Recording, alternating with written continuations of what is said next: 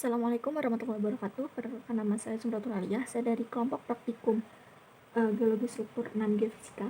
Saya akan presentasikan mengenai laporan praktikum tentang sesar. Jadi di sini diberikan data yaitu 270 derajat northeast sebagai strike, kemudian dipnya 45 derajat serta pitch 60 derajat east. Pertama-tama kita akan membuat bidang strike pitnya, kemudian kita akan membuat pitchnya, yaitu dihitung 60 derajat dari north secara net. Dan kita menemukan pitch di sini, kita melakukan pitch. Dari pitch ini kita tambahkan 90 derajat ke arah south dan kita namakan itu sebagai sigma 2. Setelah mendapat sigma 2, kita akan sejarahkan sigma 2 pada bidang garis ekuator. Pada garis ekuator ini kita tambahkan 90 derajat ke arah west dari net, itu dari sigma 2. Dan kita akan buat bidang sigma 2 dari titik tersebut, dari north hingga south. Setelah kita membuat bidang tersebut akan memotong pitch yang sudah kita buat sebelumnya. Nah, dari pitch tadi kita akan menentukan sigma 1 dan sigma 3, di mana letak sigma 1 dan di mana letak sigma 3. Jadi kita akan menambahkan 45 derajat ke arah north. Karena di sini kurang dari 45 derajat, maka saya lanjutkan di sebelah south dan kita namakan ini sebagai sigma 1.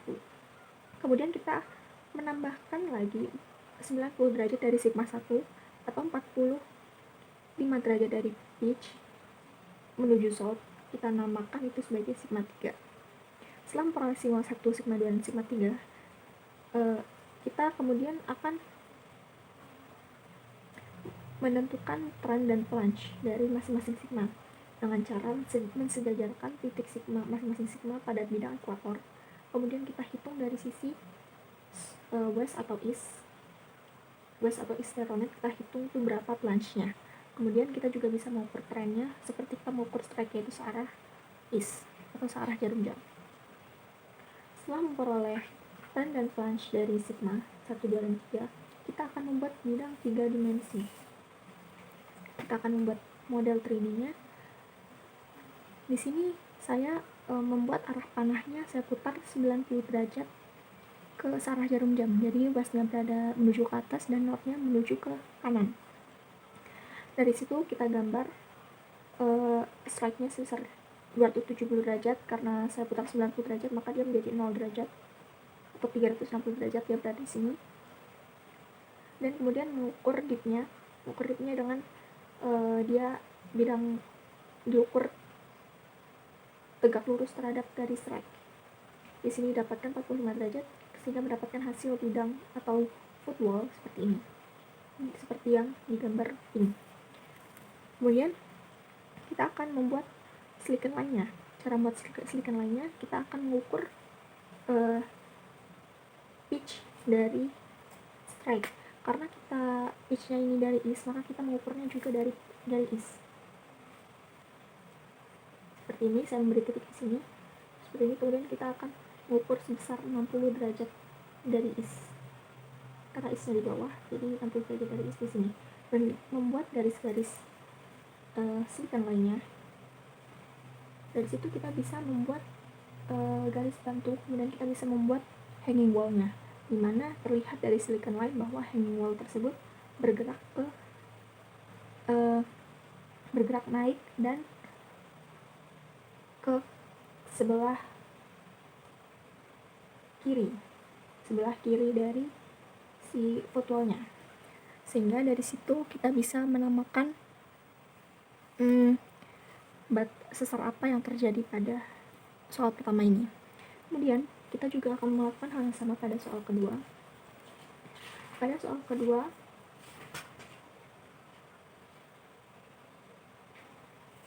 kedua, kita akan melakukan hal yang sama, yaitu mengukur strike dip-nya 378 derajat east dengan dip 85 derajat dan pitch 10 derajat dengan sesar dextral.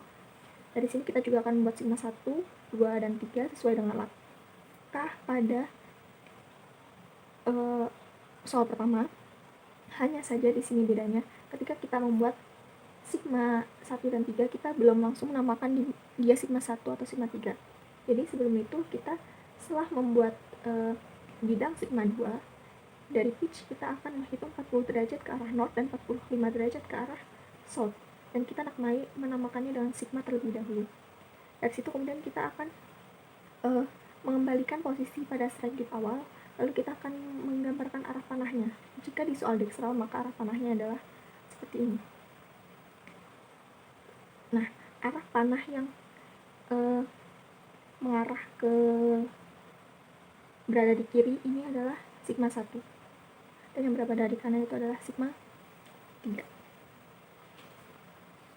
Kemudian kita akan menghitung trend plunge-nya sesuai dengan langkah pada soal 1, yaitu dengan mensejarahkan sigma 1, 2, dan 3 sejajar bidang ekuator untuk mengukur plunge dan mengukur trend seperti mengukur strike, yaitu searah jarum jam.